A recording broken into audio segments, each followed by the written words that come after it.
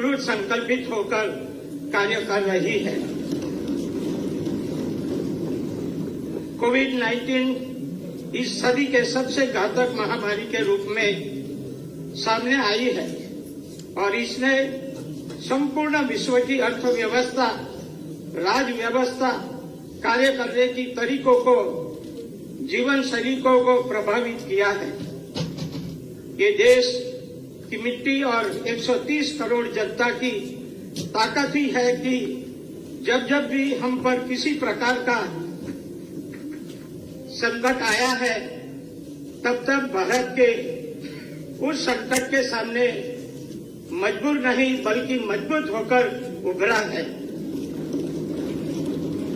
माननीय प्रधानमंत्री जी के सतत और सक्रिय मार्गदर्शन में देश के कोरोना के 3 लहरों का न केवल डटकर मुकाबला किया, बल्कि इस आपदा को राष्ट्र के नवनिर्माण के अवसर में बदल दिया। माननीय प्रधानमंत्री जी ने सबको मुफ्त वैक्सीन लगवाने का जो दूरदर्शी और जनहितैषी निर्णय लिया, वही आज सुरक्षा कवच बनकर करोड़ों भारतीयों के प्राणों की रक्षा कर रहा है। देश भर में अभियान के रूप में कोविड टीकाकरण होने से कोरोना की तीसरी लहर कहर नहीं बन पाई। ये इस बात का ज्वलंत उदाहरण है कि जब देश का नेतृत्व करने वाले हौसले के साथ फैसले लेते हैं तो जन जन की जिंदगी बदल जाती है।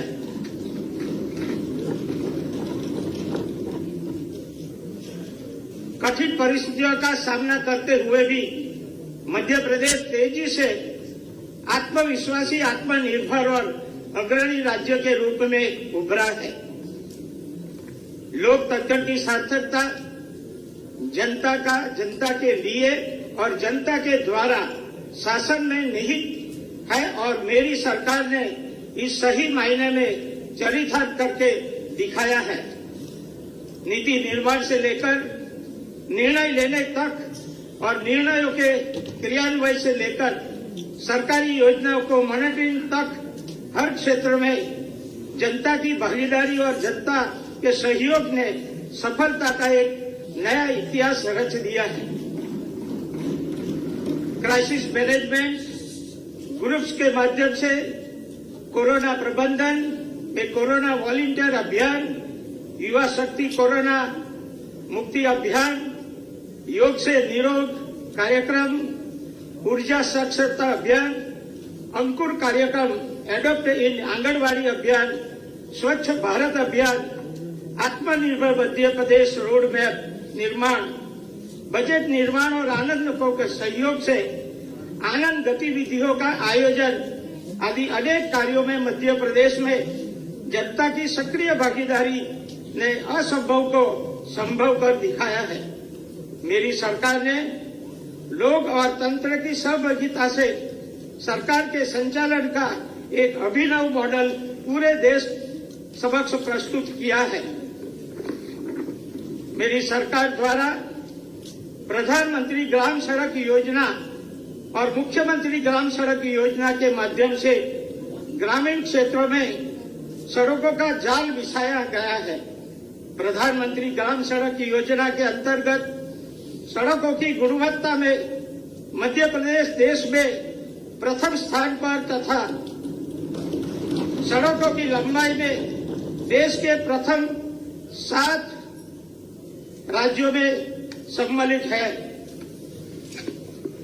प्रधानमंत्री फसल बीमा योजना के अंतर्गत वर्ष 2018-19, वर्ष 19-20 एवं 2020-21 के कुल 93,81,000 से अधिक दावों पर 70,000 करोड़ रुपये से अधिक राशि का अंतरण किसानों के खातों में गया है।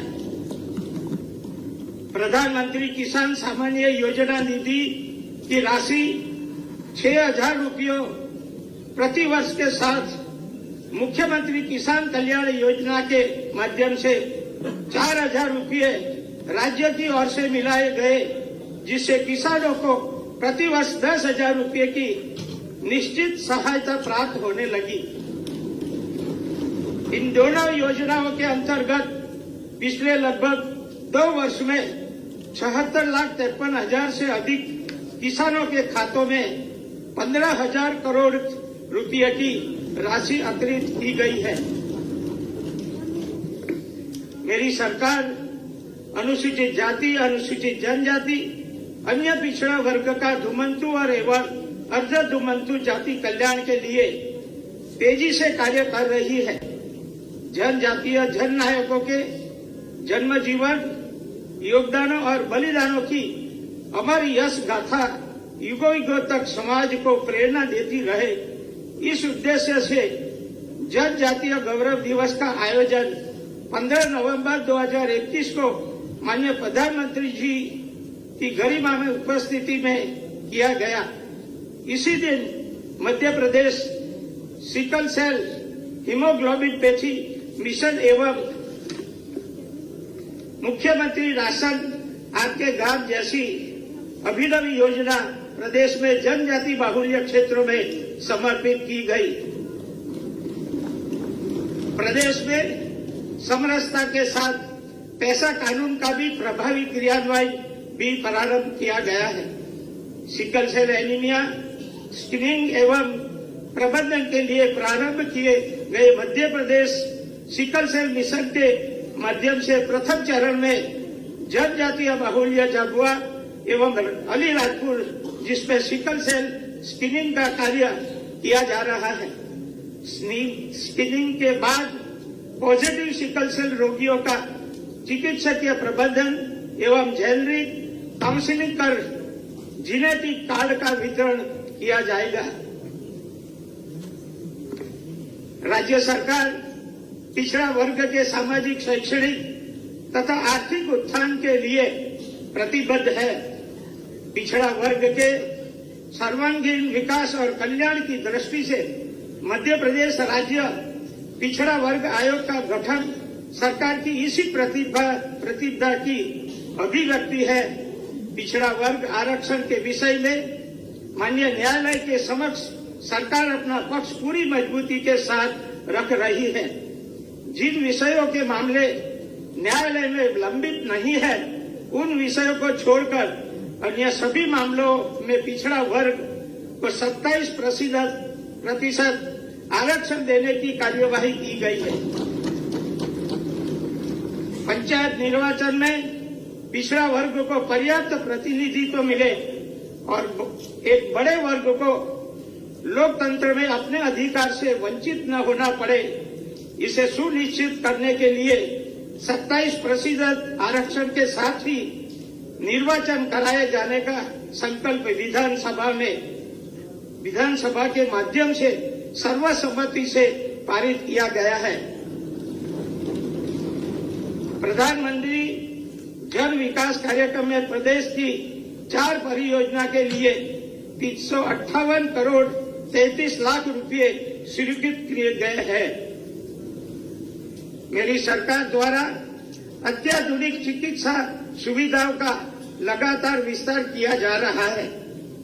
मंडला, सिंगरौली, श्योपुर, राजगढ़, नीमच तथा मंदसौर मेडिकल कॉलेज की स्थापना के लिए इस वर्ष 1,547 करोड़ रुपए की प्रशासकीय स्वीकृति दी गई है।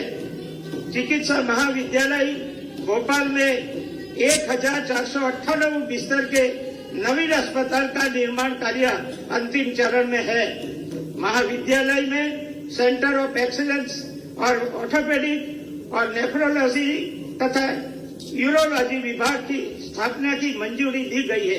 क्षय चिकित्सालय भोपाल का union regional institute for respiratory disease में किया जा रहा है। चिकित्सा महाविद्यालय इंदौर में सुपर स्पेशलिस्ट अस्पताल, school of excellence for I तथा स्टेट एलाइड हेल्थ सेंटर की स्थापना की जा रही है। मानसिक चिकित्सालय इंदौर तथा यूनियन की सेंटर ऑफ एक्सीलेंसी में किया जा रहा है। चिकित्सा महाविद्यालय जबलपुर में State Cancer Institute School of Excellence इन प्रभावधारी में मेडिसिन और स्टेट एलाइड हेल्थ सेंटर की स्थापना की जा रही है। चिकित्सा महाविद्यालय रेवा, ग्वालियर आदि सुपर स्पेशलिस्ट अस्पताल की रचना की गई है। कोविड के नागरिकों की सुरक्षा हेतु टीकाकरण एक बड़े जन अभियान के रूप में संचालित किया जा रहा है। 18 वर्ष से उससे अधिक आयु के पात्र नागरिकों को अब तक कोविड के 11 करोड़ 39 लाख से अधिक डोज लगाए जा चुके हैं। प्रदेश में कोविड टीकाकरण का पहला डोज 98.4% और दूसरा डोज 95.5% नागरिकों को लगाया जा चुका है। साथ ही 15 से लेकर 18 वर्ष के कम उम्र के पात्र 85.63% किशोर किशोरियों को प्रथम डोज लगाया जा चुका है। इसी प्रकार 8,95,000 से अधिक पात्र व्यक्ति को प्रिकॉशन डोज लगाया जा चुका है। विभिन्न योजना के माध्यम से जन्म से लेकर जीवन पर्यंत बेटियों एवं महिलाओं को सशक्तिकरण में मेरी सरकार की प्राथमिकता है। लाडली लक्ष्मी योजना ने बेटियों के जन्म के प्रति परिवार और समाज की सोच को बदलकर रख दिया है। प्रदेश में अब तक 41 लाख से अधिक बेटियां लाडली लक्ष्मी बन चुकी है। बेटियों के वर्तमान और भविष्य को सुरक्षित बनाने में वरदान साबित हुई है। इस योजना का द्वितीय चरण प्रारंभ करने का निर्णय मेरी सरकार ने लिया है। आज प्रतिवर्ष 2 मई को प्रदेश भर में लाडली लक्ष्मी उत्सव का आयोजन किया जाएगा। मुख्यमंत्री बाल आरोग्य संवर्धन कार्यक्रम में 5,06,000 गंभीर कुपोषित बच्चों को सामान्य पोषण स्तर पर लाया गया है। प्रदेश में अति गंभीर कुपोषण की श्रेणी का प्रतिशत 9.2 से घटकर 6.5 और कम कर वजनों के बच्चों को प्रतिशत 42.8 से घटकर 33% हुआ है। पोषण ट्रैकर ऐप से सभी 97,135 आंगनबाड़ी कार्यकर्ताओं की सेवा की मॉनिटरिंग की जा रही है।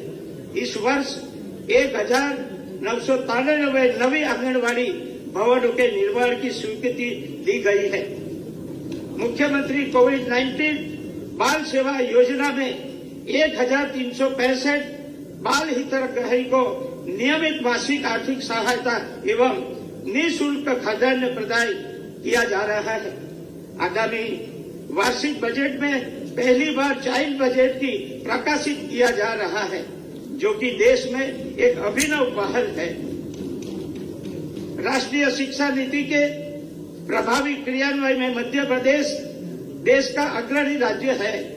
शिक्षा को गुणवत्तापूर्ण बनाने के उद्देश्य से सीएम राइज स्कूल योजना के प्रथम चरण में 360 विद्यालयों का सीएम राइज स्कूल में उन्नयन करने के लिए स्वीकृति जारी कर दी गई है।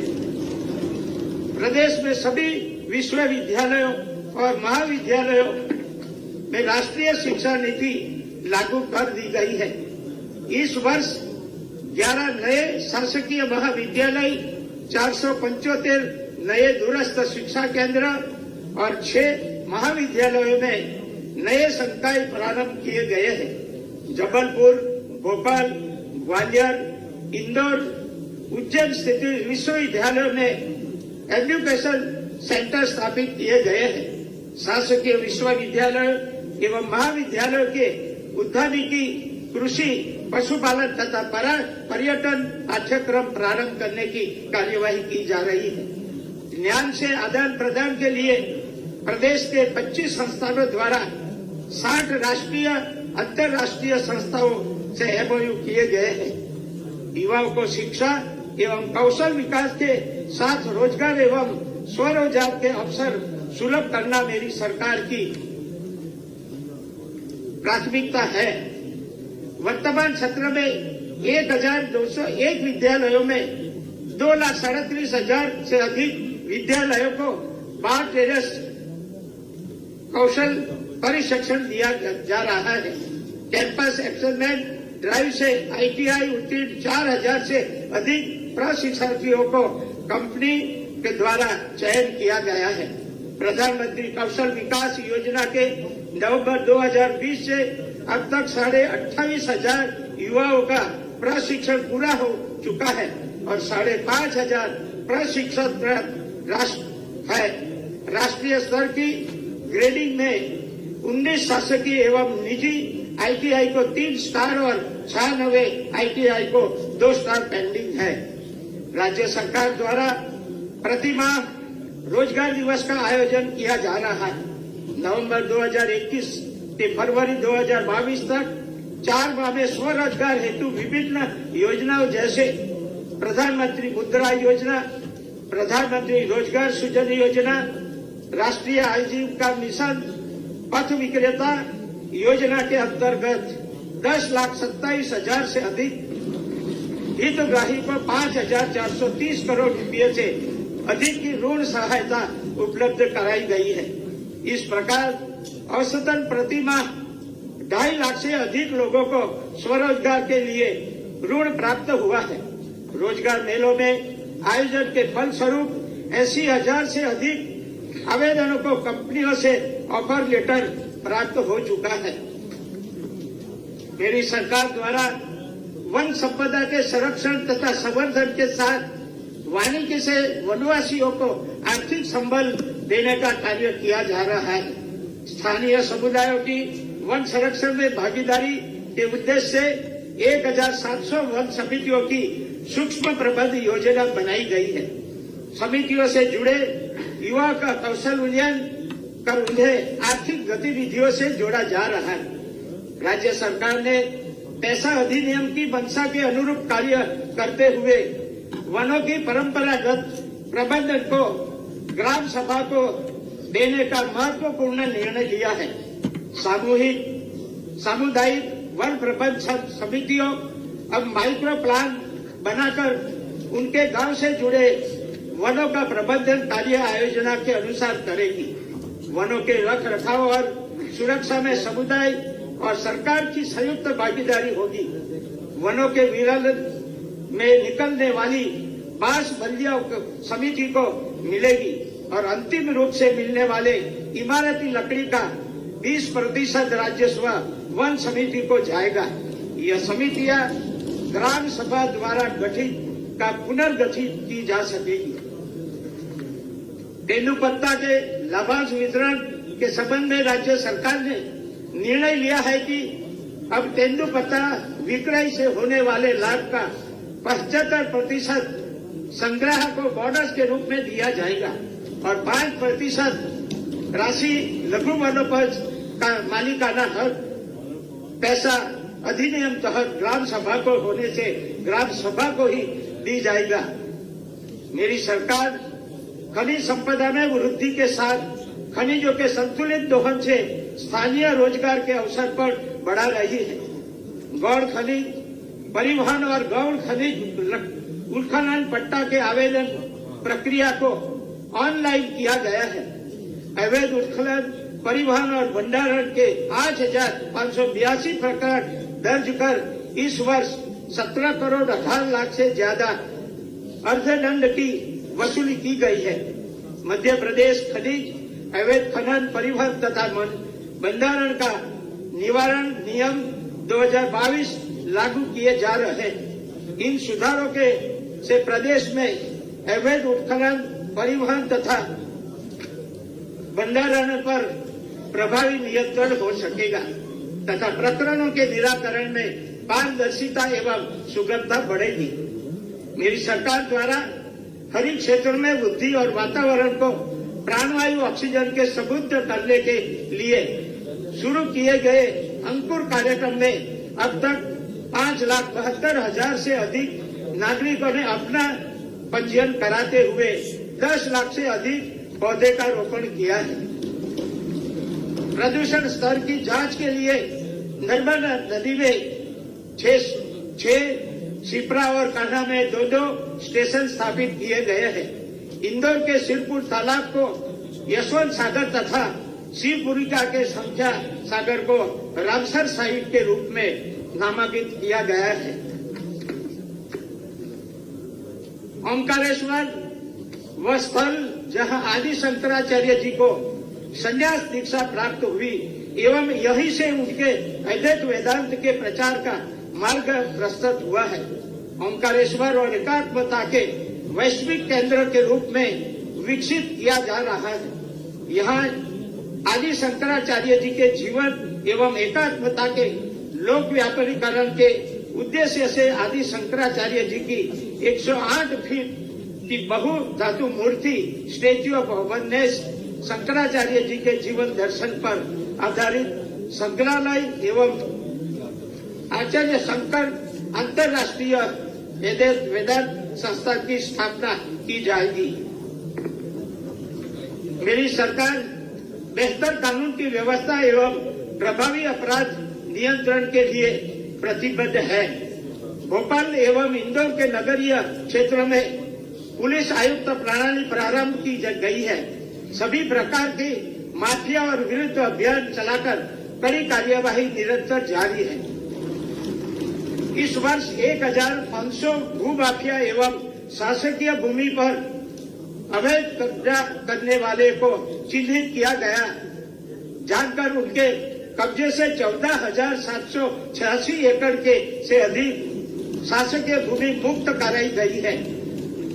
भू माफिया के विरुद्ध अब तक कुल 639 अपराध पंजीबद्ध कर 145 आरोपियों के विरुद्ध रासुका और 483 के विरुद्ध जिला बदर की कार्यवाही की गई है।